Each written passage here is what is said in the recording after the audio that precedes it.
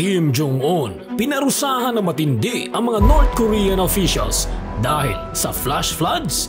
It's time, solid archers, welcome to Archlight, kung saan asintado ang bawat kaalaman.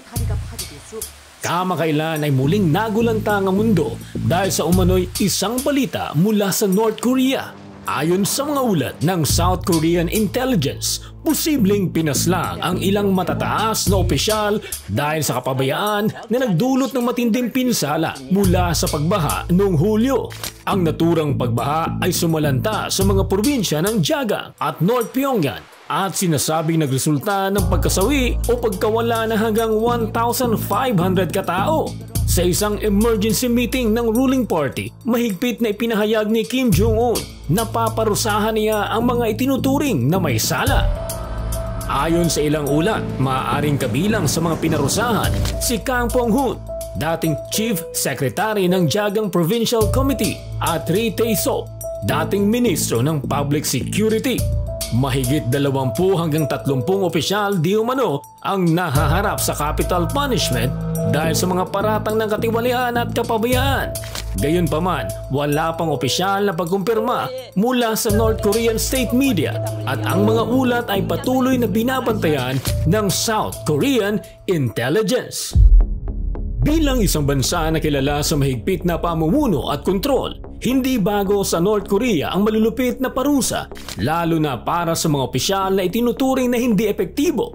Simula nang itatag ang bansa noong 1948 sa ilalim ng pamumuno ni Kim Il-sung, naging tradisyon na ang matinding disiplina, lalo na sa mga itinuturing na nakakasira sa rehimen. Mula sa kanyang anak na si Kim Jong-il hanggang sa kasalukuyang leader na si Kim Jong-un, kilala ang rehimen sa mabilis at madalas na pagpapataw ng mabibigat na parusa sa sino mang lumalabag sa kanilang mga patakaran. Ang North Korea ay palaging nakaharap sa mga malalaking hamon dahil sa mga natural na kalamidad tulad ng pagbaha at tagtuyot na madalas na pinalalala ng kanilang mahihina at luma ng infrastruktura. Noong dekada 90s, isang serye ng tagtuyot at pagbaha ang nagdulot ng malawakang taggutom na tinatayang pumatay ng daan-daang libong tao.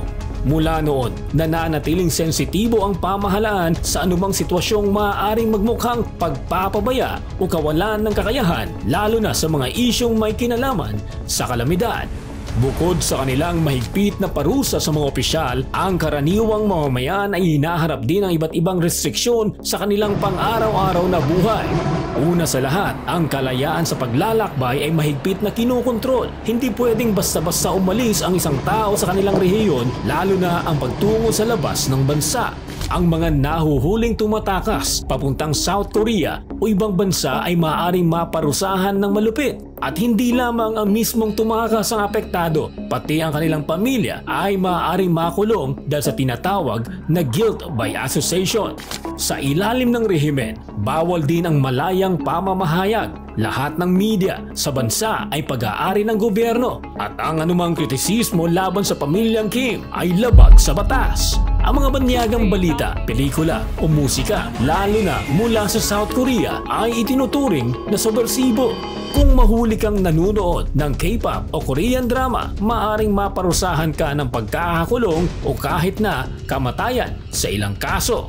Ang paggamit ng modernong teknolohiya ay limitado rin. Hindi maaaring magkaroon ng malayang access ang mga mamamayan sa internet o mga social media sites. Ang karamihan sa mga ito ay nakablock at ang tanging internet na maaaring gamitin ay ang intranet ng North Korea na kontrolado ng estado. Ang mga USB na naglalaman ng banyagang pelikula o musika ay itinuturing na kontrolado. Isa pa sa mga mahigpit na ipinagbabawal sa North Korea ay ang pagsasagawa ng mga relihiyosong gawain. Kahit sinasabi ng estado na may kalayaan sa relihiyon, sa aktwal, pinagbabawal at inuusig ang sinumang nagpapakita ng pananampalataya, lalo na ang mga Kristiyano. May mga ulat ng mga mananampalatayang ipinadala sa labor camps o kaya'y napatawan ng kamatayan dahil sa kanilang paniniwala. Pati na rin sa pananamit at estilo, mayroon ding mga bawal. Ang mga estilo ng buhok at pananamit ay mahigpit na pinangangasiwaan ng gobyerno. Mayroon silang listahan ng mga pinapayagang gupit at bawal ang makukulay o modernong estilo na makikita sa ibang bansa. Ang sino mang mahuhuling lumalabag sa pamantayang ito ay maaaring matawag na anti-socialist at maaaring pagmultahin o parusahan. Sa lahat ng ito, hindi bago ang konsepto ng malulupit na parusa sa ilalim ng pamamahala ng pamilya Kim. Mula pa noong panahon ni Kim Il-sung, ginagamit ang parusa, maging ito'y pag-alis sa pwesto, pagkakakulong o kamatayan bilang paraan ng pamahalaan upang mapanatili ang kapangyarihan at kontrol. Ang mga opisyal na tulad ni Kang Pong-hun at Ray Tae-soo na di umano'y isinangkot sa pagbaha noong Hulyo ay maaaring naging biktima ng ganitong sistema. Patuloy na nagiging palaisipan sa buong mundo ang mga pangyayari sa North Korea mula sa kanilang mga natural na kalamidad hanggang sa mga kontrobersyal na ulat ng pagpaparusa. Sa isang bansang nakapaloob sa matinding kontrol at kawalan ng kalayaan, tila ang bawat pagkilos, bawat desisyon at bawat pagkakamali ay may malubhang kapalit at ang kapalit na ito ay maaaring ang mismong buhay. Kung sa Pilipinas nga nangyari ang ganoong kalaking trahedya tulad ng flash flood na nangyari sa North Korea, ay maraming buhay ang nawala dahil sa kapabayaan ng mga opisyal, tama lang na mapanagot sila. Hindi naman kailangan maging kasing lupit ng parusang kamatayan tulad ng isang bansa, pero dapat mayroong hustisya at may mabigat na kaparusahan para sa mga nagpabaya. Marami na tayong nakitang ganitong mga trahedya sa bansa, mula sa mga pagbaha dulot ng bagyo hanggang sa mga landslide na kumitil ng maraming buhay. Madalas, may mga balitang lumalabas na nagkulang sa paghahanda o may mga proyekto ng gobyerno na hindi natapos o naaksaya lang ang pondo. Kung mapatunayang may mga opisyal na nagpabaya sa kanilang tungkulin, maging sa paggawa ng mga flood control system o paglalaan ng pondo para sa mga disaster response teams, dapat talaga silang maparusahan. Ngunit sa Pilipinas, sa kabila ng maraming investigasyon at mga hearing, madalas ay nauuwi na lang sa suspensyon o paglipat ng pwesto ang mga sangkot. Dapat may accountability kung mayroong krimen o kapabayaan na nagdulot ng malalaking pinsala, at pagkamatay, dapat lang na pagdusahan nila ang kanilang ginawa upang magsilbing aral hindi lang para sa kanila kundi para rin sa ibang opisyal na baka mag-isip pa ng katiwalian o kapabayaan sa trabaho. Sa huli, responsibilidad ng pamahalaan na siguraduhin may sistema para maiwasan ang ganitong mga sakuna. Kung nasaan ang pondo, ang mga proyektong dapat ipatupad at ang mga plano para sa disaster preparedness, lahat ito ay dapat bantayan. Sana maging wake-up call ito sa mga nasa posisyon at huwag nang hintayin na magkaroon pa ng ganitong trahedya bago umaksyon. Kung totoo ngang may budget na 1 billion pesos kada araw para sa flood control system ng bansa, pero hindi natin makita ang mga konkretong proyekto o resulta nito, napakalaking katiwalian na ito. Ibig sabihin, may mga pondo na napunta sa wala o mas masahol pa, naibulsa di umano ng ilang tiwaling opisyal. Kapag ganito kalaki ang halaga at hindi magamit para sa tama, hindi lang ito simpleng kapabayaan kundi isa ng uri ng plunder o pandarambong. Isang krimen na nararapat lamang na mabigyan ng mabigat na parusa.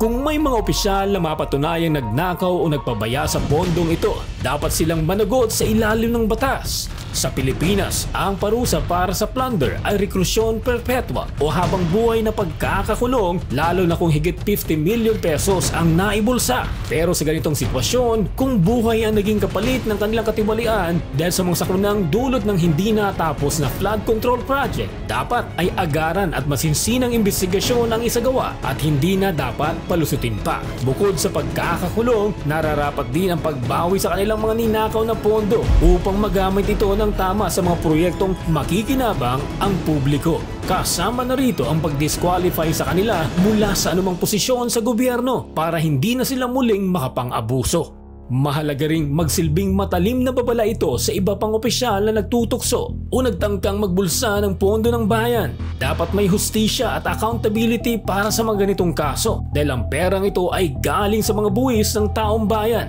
at ang pagkukulang ng mga tiwaling opisyal ay nagdudulot ng kapahamakan, trahedya at kahirapan sa mga Pilipino. Kung hindi maaayos ang flood control system, kahit na may pondo, sino ang magdurusa? Tayo, mga ordinaryong mamamayan. Kaya dapat lang na maging mahigpit ang batas laban sa mga ganitong uri ng katiwalian.